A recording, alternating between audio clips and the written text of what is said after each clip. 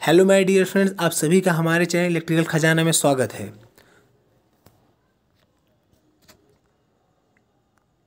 तो हमारा आज का जो वीडियो है वो है यूपी आरवीएनएल का पेपर हम सॉल्व कराएंगे। पर उससे पहले दोस्त, अगर आप इस चैनल पर अभी तक नए हैं और आपने इस चैनल को अभी तक सब्सक्राइब नहीं किया तो तुरंत दोस्त इस चैनल को सब्सक्राइब कर दीजिए, क्योंकि दोस्त इस चैनल के माध्यम से हम आप सबको टेक्निकल संबंधित सारी वैकेंसियों का नोटिफिकेशन में, जैसे कि कौन सी वैकेंसी टेक्निकल फील्ड में आ रही है तथा उसमें कितनी सीटें हैं, तथा उस वैकेंसी का एडमिट कार्ड कब आएगा, तथा उसका एग्ज़ाम कब कराया जाएगा, तथा उस वैकेंसी का आंसर की कब आएगा, तथा रिजल्ट कब आएगा, इन सभी नोटिफिकेशन को दोस्त हम इस चैनल के माध्यम से आप तक पहुंचाने की कोशिश करते हैं। तो तुरंत दोस्त, इसलिए दोस्त तुरंत इस चैनल को सब्सक्राइब कर दीजिए। तो ठीक है दोस्त, हम आप चलते हैं अपने आज की वीडियो पे। तो हम आज आप सबको यूपी आरवीएनएल का पेपर सॉल्व कराएंगे। तो जैसा कि आप लोग यहाँ पे देख रहे हैं, ये यूपी राज्य विद्युत उत्पादन निगम एलटीडी का पेपर है, मतलब यूपी आरवीएनएल का पेपर आप सबके सामने है। तो हम इस पेपर को सॉल्व कराएंगे। चलिए आप लोग इस वीडियो को हम आगे बढ़ाते हैं।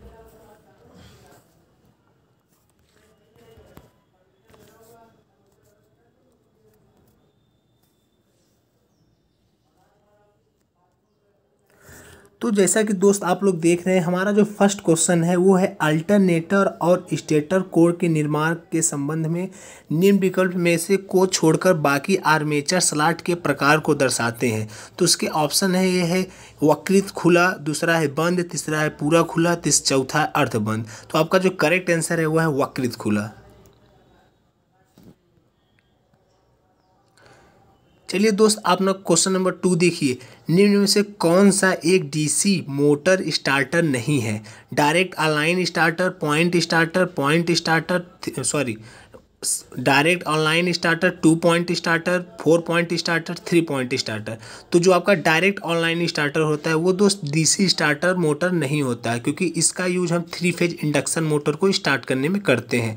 बाकी 2 पॉइंट स्टार्टर, 4 पॉइंट स्टार्टर और 3 पॉइंट स्टार्टर, ये सभी स्टार्टर डीसी मोटर स्टार्टर होते हैं। ठीक, अब दोस्त चलते हैं क्वेश्चन नंबर 3 पर। तो आपका जो क्वेश्चन नंबर 3 है वो है 50 ओम का शुद्ध प्रतिरोध 100 माइक्रोफैरेड की धारिता के साथ श्रेणी क्रम में है। यह श्रेणी संयोजन 100 वोल्ट 50 हर्ट्ज की आपूर्ति से जोड़ा जाता है। तो प्रतिरोधक की वोल्टता की गणना कीजिए। दोस्त इसका जो करेक्ट आंसर आएगा वो आएगा 84.2 वोल्ट। इसको आप सॉल्व करेंगे तो बड़े आराम से आपका ये आंसर निकल जाएगा। ऑप्शन नंबर 4 इज करेक्ट है इसमें। ठीक, चलिए हम चलते हैं क्वेश्चन नंबर 4 पर। 6 पोल डीसी जनरेटर की आर्मेचर में 600 चालकों वाली वेव वाइंडिंग है। यदि प्रति पोल फ्लक्स 0.05 वेबर है और गति 250 आरपीएम है, तो उत्पन्न विद्युत वाहक बल की गणना कीजिए। ये दोस्त आपका आ जाएगा इस वाले फार्मूले से, E बराबर 5ZNP अपॉन 60A से। इस वाले फार्मूले से आप लोग सॉल्व करेंगे, आपके तुरंत आंसर निकल के आ जाएंगे। आपका 375 वोल्ट आंसर आ जाएगा। ठीक,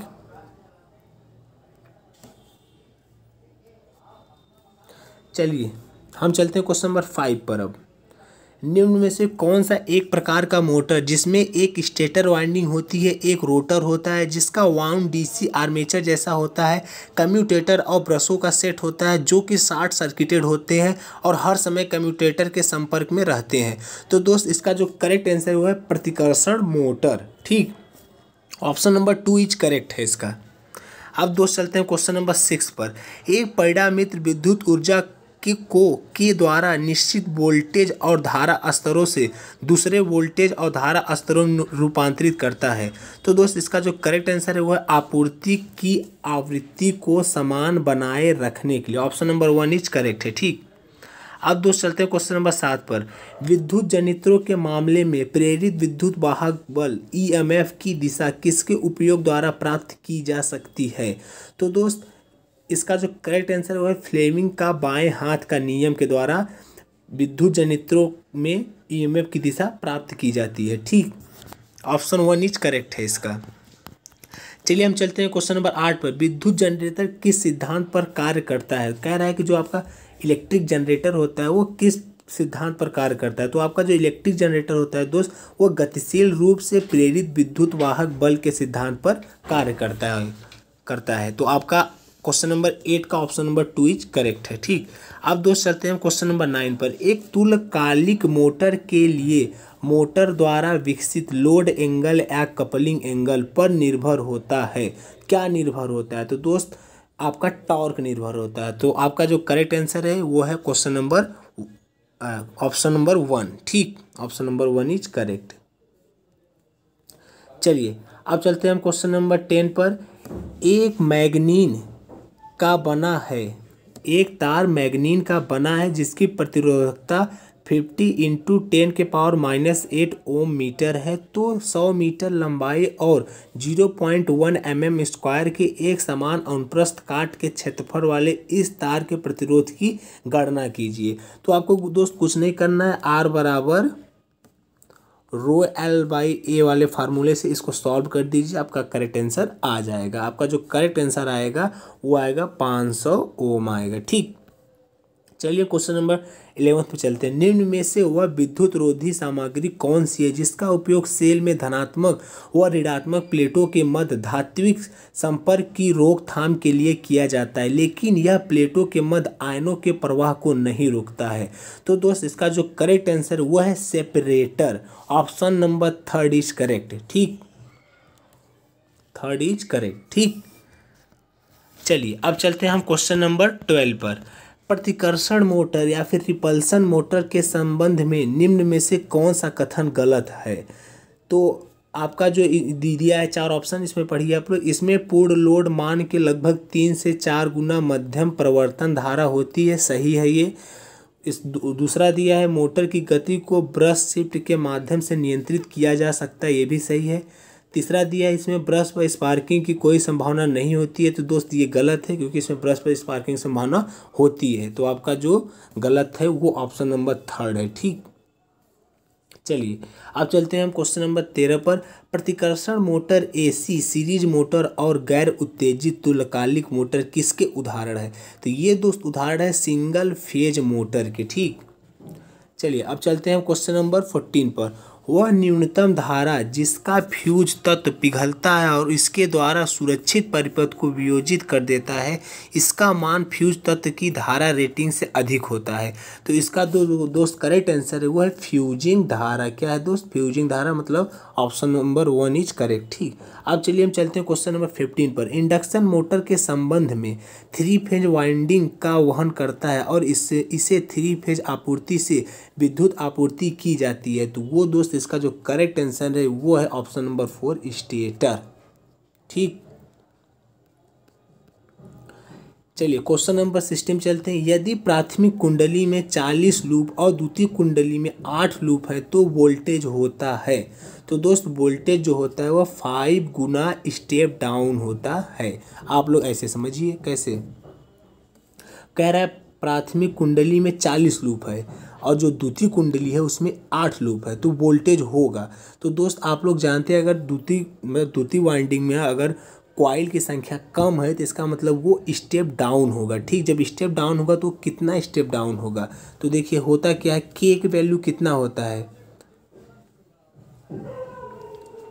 40/8, मतलब N1/N2, तो बराबर आपका यह आ जाएगा 5 गुना वोल्टेज स्टेप डाउन होगा। ठीक, तो ऑप्शन नंबर 3 इज करेक्ट। अब दोस्त चलते हैं क्वेश्चन नंबर 17 पर। Concentrated pole, non compensated pole, distributed field compensated type of manufacturing method for which of the following type of motor? तो दोस्त इसका जो करेक्ट आंसर है वो है यूनिवर्सल मोटर। ठीक, चलिए क्वेश्चन नंबर 18 चलते हैं। तापमान में वृद्धि के साथ धात्विक चालक की प्रतिरोधकता क्या होती है? तो धात्विक तापमान में वृद्धि के साथ धात्विक चालक की प्रतिरोधकता दोस्त बढ़ती है। ठीक,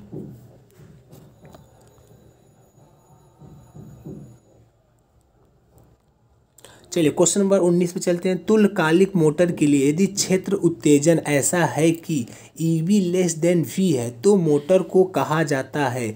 तो मोटर को कहा जाएगा अंडर एक्साइटेड। क्या कहा जाएगा? Under excited. Option number 1 is correct.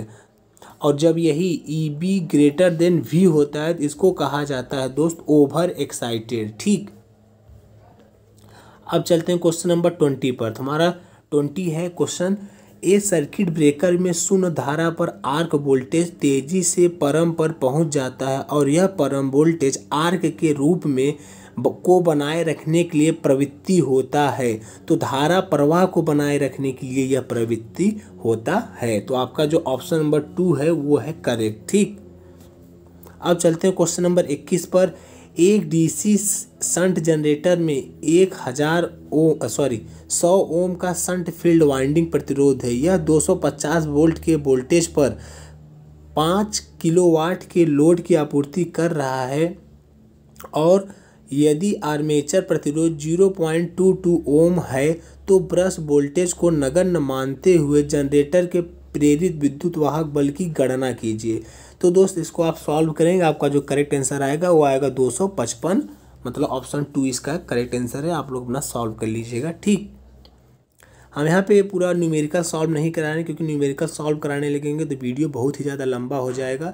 इस वजह से हमारा मेन मोटिव हो कि आप सब अब सारा क्वेश्चन देख लीजिए यूपीआरबीएनएल का, अपना आंसर मिला लीजिए और जो ऑब्जेक्टिव थ्योरेटिकल टाइप क्वेश्चन है उसका हम डायरेक्ट कंक्लूजन वगैरह बता देंगे, थोड़ा बहुत एनालिसिस कर देंगे। ठीक है, अब दोस्त चलते हैं क्वेश्चन नंबर 22 पर। किस डिजिटल मल्टीमीटर में एसी वोल्टेज डीसी धारा, एसी धारा और प्रतिरोध को पहले किस डिवाइस द्वारा समतुल्य में रूपांतरित किया जाता है और फिर डिजिटल वोल्टमीटर की सहायता से मापा जाता है?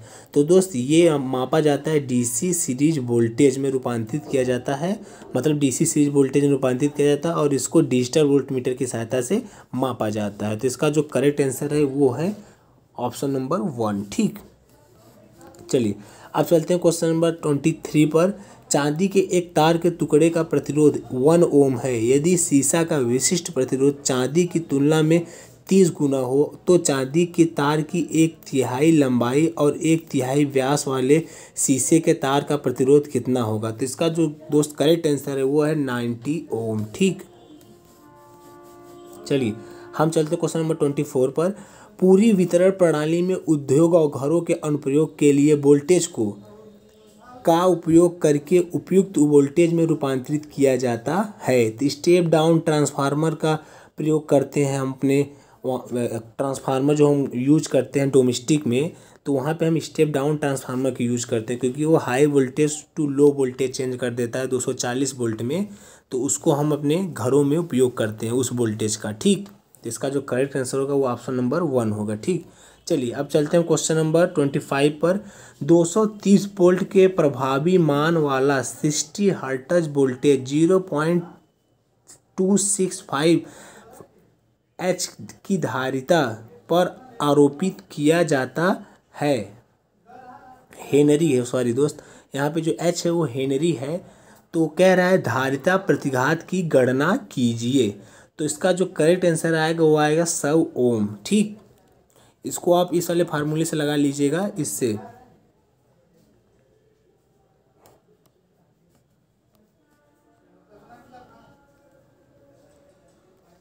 इसकी जो वैल्यू आएगी एक्सी की 2πfc। तो यहाँ पे एफ फ्रिक्वेंसी की वैल्यू दिया है 60 हर्ट्ज, सी की वैल्यू दिया है 0.265 हर्ट्ज। आप और जो यहाँ पाई वैल्यू है 3.14 होता है। आप इसको हल करेंगे आपका आंसर आ जाएगा 100 ओम। ठीक है, अब दोस्त चलते हैं हम क्वेश्चन नंबर 26 पर। एक स्थिर उपकरण है जिसके माध्यम से एक परिपथ की विद्युत शक्ति को दूसरे परिपथ की उसी आवृत्ति वाली विद्युत शक्ति में रूपांतरित किया जाता है। तो इसका जो करेक्ट आंसर है वो है परिणामित्र के द्वारा, मतलब ट्रांसफार्मर के द्वारा। ठीक, ऑप्शन 1 इज करेक्ट। अब चलते हैं क्वेश्चन नंबर 27 पर। एक सर्किट ब्रेकर के आर्किंग अवधि के दौरान संपर्कों के बीच प्रवाहित होने वाली धारा किस पर निर्भर करती है? तो वो दोस्त निर्भर करती है आर्क प्रतिरोध पर। ठीक, चलिए अब चलते हैं क्वेश्चन नंबर 28 पर। श्रेणी आरएल परिपथ में केवीए को से गुणा करके सक्रिय बल प्राप्त किया जाता है। तो किससे गुणा किया जाता है केवीए को? तो cos फाई से हम अगर केवीए को गुणा कर देते हैं तो वो हमारा एक्टिव पावर आ जाता है। एक्टिव पावर का फार्मूला क्या होता है दोस्त, वी आई कॉस फाई। तो जो आपका जो वी आई है इसकी वैल्यू होती है केवीए में, केवीए में, और इसी केवीए में अगर हम कॉस फाई की गुणा कर देते हैं तो हमारा एक्टिव पावर आ जाता है। तो ऑप्शन नंबर 2 इज करेक्ट। ठीक, चलते हैं क्वेश्चन नंबर 29 पे। मनुष्य का शरीर इसलिए आघात महसूस करता है क्योंकि शरीर से होकर का प्रवाह होता है। तो शरीर से होकर क्या प्रवाह होता है, धारा प्रवाह होता है। तो ऑप्शन 1 इज करेक्ट है इसका। ठीक, चलिए क्वेश्चन नंबर 30 चलते हैं। रिले की सुग्राहिता इसके संचालन के लिए आवश्यक रिले के coil dash dash dash input का एक फंक्शन होता है। तो ऑप्शन 2 जो है वोल्ट एम्पियर, ये इनपुट का एक फंक्शन होता है। तो ऑप्शन 2 इज करेक्ट। ठीक, चलते हैं क्वेश्चन नंबर 38 पर उससे पहले दोस्त अगर आप इस चैनल को अभी तक सब्सक्राइब नहीं किए हैं तो तुरंत इस चैनल को सब्सक्राइब कीजिए दोस्त, ताकि हमें मोटिवेट हो सके हम, और आगे भी आप सबके लिए ऐसी ही वीडियो लाते रहें। ठीक है दोस्त, अब चलते हैं अपने क्वेश्चन नंबर 31 पर। तो कह रहा है 250 वोल्ट 10 किलोवाट पृथक रूप से उत्तेजित जनरेटर में पूर्ण लोड पर प्रेरित विद्युत वाहक बल 255 वोल्ट है। यदि आर्मेचर ब्रश ड्राप प्रति ब्रश 2 वोल्ट है तो जनरेटर की लोड धारा की गणना कीजिए। तो इसका जो दोस्त करेक्ट आंसर आएगा वो आएगा 40 एम्पियर। Option 3 is correct. ठीक, ये आपका इस वाले फार्मूले से हो जाएगा। ईबी बराबर 5ZNP अपान 60A से इसमें सभी की वैल्यू रखेंगे, आपके जो धारा की वैल्यू पूछ रहा है वो आपका आ जाएगा। ठीक,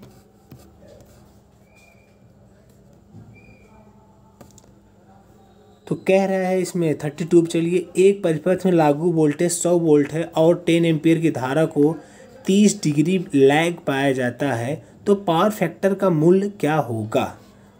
तो दोस्त पावर फैक्टर की इसमें वैल्यू पूछ रहा है, तो आप लोग अपना पावर फैक्टर क्या होता है, cos फाई होता है। तो cos फाई की जगह ए cos 30 रख दीजिए। cos 30 का जो वैल्यू आएगा वो 0.866 अग्रता आएगा।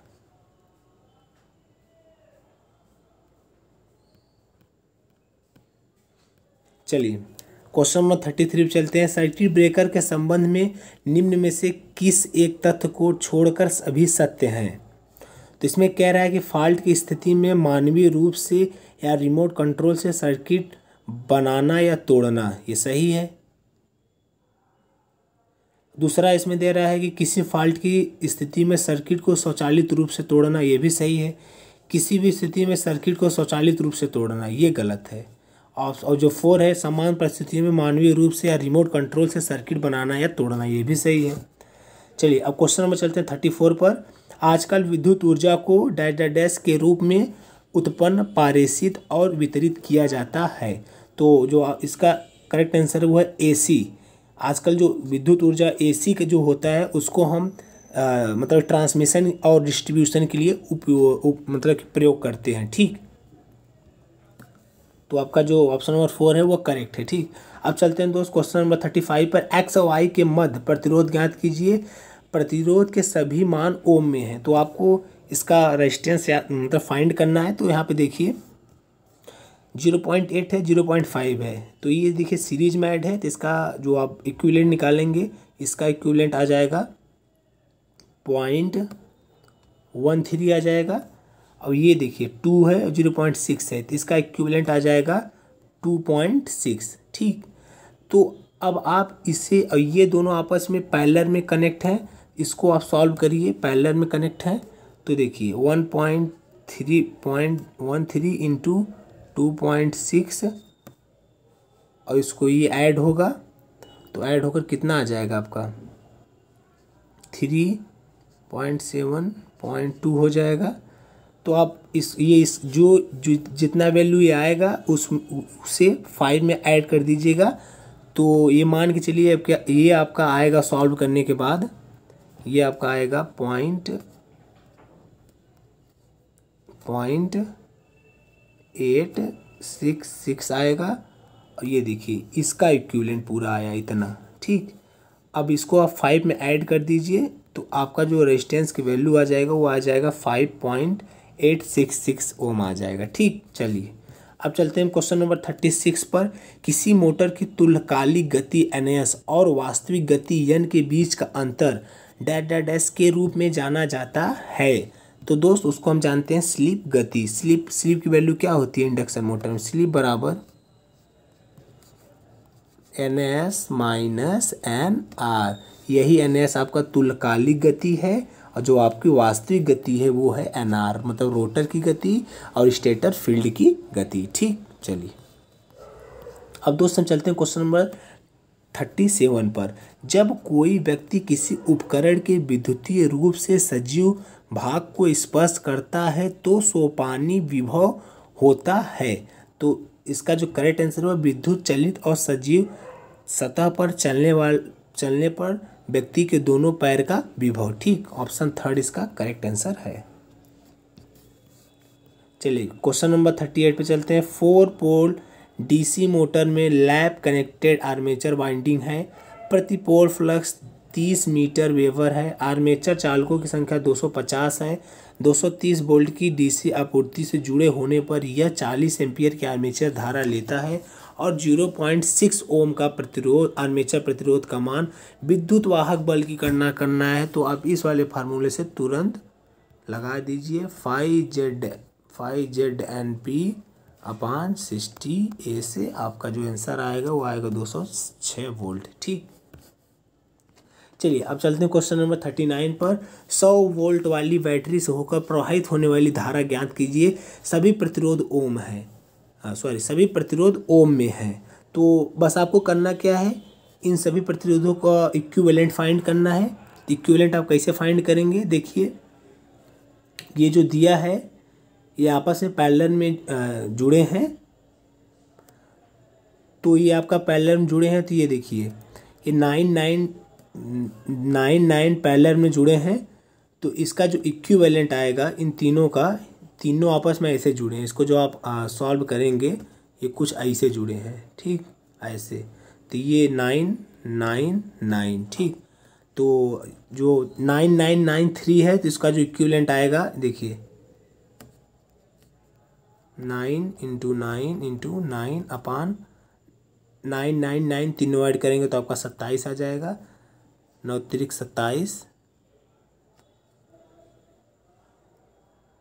सॉरी दोस्त, 1/9 1/9 1/9 आएगा। ठीक, तो आपका जो आ जाएगा 3/9 आएगा और 1/3 हो जाएगा। ये होता क्या है, R इक्विवेलेंट होता है। ठीक, तो जब आप इक्विवेलेंट करेंगे R इक्विवेलेंट बराबर आपका आ जाएगा 3। ठीक, तो वो ये इसका 3 और ये 2 मिलकर हो जाएगा 5 ओम। ठीक, तो 5 ओम हो जाएगा रेजिस्टेंस। और देखिए यहाँ पे वोल्टेज कितना दिया है, 100 वोल्ट। तो 100 वोल्ट में जब आप 5 का भाग करेंगे तो आपका जो करेक्ट आंसर आएगा वो आ जाएगा 20 एम्पियर। ठीक, तो आपका जो करेक्ट आंसर है ऑप्शन नंबर 4 इज करेक्ट है। ठीक, चलिए अब चलते हैं क्वेश्चन नंबर 40 पर। एक लेड एसिड बैटरी पूर्ण रूप से आवेशित होती है तब यह कैथोड पर डैश और एनोड पर मुक्त करती है। मतलब एक जब पूर्ण रूप से बैटरी लेड एसिड बैटरी आवेशित होती है तो कैथोड पर क्या मुक्त करती है और एनोड पर क्या मुक्त करती है? तो ये कैथोड में मुक्त करती है हाइड्रोजन और जो आपको एनोड में मुक्त करती है वो ऑक्सीजन। ठीक, चलिए ऑप्शन नंबर 41 पे चलते, क्वेश्चन नंबर 41 पे चलते हैं। 50 माइक्रो कैपेसिटर को 230 वोल्ट 50 हर्ट्ज की आपूर्ति से जोड़ा जाता है। उच्चतम धारा का मान ज्ञात कीजिए। तो इसको भी कुछ नहीं करना है, बहुत ही सिंपल क्वेश्चन है। बस देखिए यहाँ पे आपका वोल्टेज की वैल्यू दिया है तो आपको धारा ज्ञात करना। आप जानते हैं धारा बराबर V/R। R मतलब यहाँ पे इक्विवेलेंट रेजिस्टेंस आप समझिए। ठीक, तो आपका वोल्टेज देखिए यहाँ पे दिया है 230 वोल्ट दिया है, 230 वोल्ट दिया है। तो आपको R इक्विवेलेंट फाइंड करना है। तो R इक्विवेलेंट की वैल्यू क्या आ जाएगी, यहाँ पे आ जाएगा 1/XC। ठीक, तो 1/2πfc। तो 1/2πfc, यहाँ पे f की वैल्यू आप लोग देख रहे हैं 50 हर्ट्ज है और c की वैल्यू है 50 माइक्रोफैरड। यहाँ पे आप लोग रख करके R इक्विवेलेंट की वैल्यू निकाल लीजिएगा और जो R इक्विवेलेंट की वैल्यू आएगी उससे 230 में डिवाइड कर दीजिएगा। आपका जो करेक्ट आ जाएगा आंसर 5.11 एम्पियर आ जाएगा। ठीक, चलिए अब हम चलते हैं क्वेश्चन नंबर 42 पर। तो आपका जो 42 है क्वेश्चन वो है 150 वोल्ट RMS का 50 हर्ट्ज वाला प्रत्यावर्ती वोल्टेज एक 0.2 हेनरी वाले इंडक्टेंस को स्वतंत्र रूप से प्रदान किया जाता है, ताक्षणिक धारा के लिए व्यंजन ज्ञात करें। तो ये भी दोस्त क्वेश्चन बहुत ही सरल है। आप लोग देखिए यहाँ पे इंडक्टेंस है, तो इंडक्टेंस जानते हैं वो अपने वोल्टेज से कितना लैग करता है 90 डिग्री। तो यहाँ पे देखिए π/2 लैग कर दिया और I की वैल्यू फाइंड करना है। तो I की वैल्यू फाइंड करने में बस कुछ मत करिए, V/Z इक्विवेलेंट करिए और आपको Z इक्विवेलेंट आप यहाँ से निकाल लीजिए। कैसे निकालेंगे Z इक्विवेलेंट? अब आपका Z इक्विवेलेंट होता है इंडक्टर के केस में XL होता है। अब XL की वैल्यू की मतलब फार्मूला क्या होता है? 2πfL होता है। ठीक, तो 2πfL में देख रहे हैं आप यहाँ पे आपका फ्रीक्वेंसी दिया है 50 हर्ट्ज और L की वैल्यू दिया है 0.2 हेनरी। इसको आप रख देंगे तो आपका XL की वैल्यू आ जाएगा। वही XL जो है इसमें आपका क्या होगा? वही XL आपका वही मतलब Z इक्विवेलेंट कहा जाएगा। Z इक्विवेलेंट बराबर XL होगा।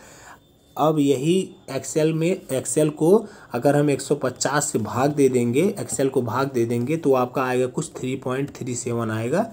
ठीक, तो आपका जो करेक्ट आंसर आएगा वो होगा 4। Option number 4 is correct. 3.37 sine 100πt minus π/2 ampere. ठीक, चलिए अब चलते हैं हम क्वेश्चन नंबर 43 पर। सर्किट ब्रेकर में आर्क के प्रतिरोध को निम्न विधियों में से किसी एक को छोड़कर शेष सभी के द्वारा बढ़ाया जा सकता है। तो इसका जो करेक्ट आंसर है वो है आर्क की पाउडर से कोटिंग करके। ऑप्शन सेकंड इज करेक्ट है इसका। ठीक, चलिए अब चलते हैं क्वेश्चन नंबर 44 पर। कारसील सिद्धांत के अनुसार AC मोटर को छोड़कर शेष सभी टाइप में विभाजित किया जा सकता है। तो स्टेपर को छोड़ करके सभी टाइप में विभाजित किया जा सकता है। तो ऑप्शन जो 2 है वो करेक्ट है। ठीक, चलिए चलते हैं क्वेश्चन नंबर 45 पर। लेड एसिड बैटरी WH की दक्षता कितनी होती है? तो आपकी जो WH की दक्षता होती है वो 72 से 80% होती है। ठीक, चलिए अब चलते हैं क्वेश्चन नंबर 46 पर। 220 वोल्ट DC मोटर में आर्मेचर प्रतिरोध 0.5 ओम यह एक निश्चित लोड को संचालित करने के लिए 20 एम्पीयर की आर्मेचर धारा लेता है। यदि ब्रश ड्रॉप 2 वोल्ट है तो मोटर में प्रेरित विद्युत वाहक बल कितना होगा? इसको आप सॉल्व करेंगे, आपका आंसर आ जाएगा। आपका आंसर आएगा 208 वोल्ट। ठीक,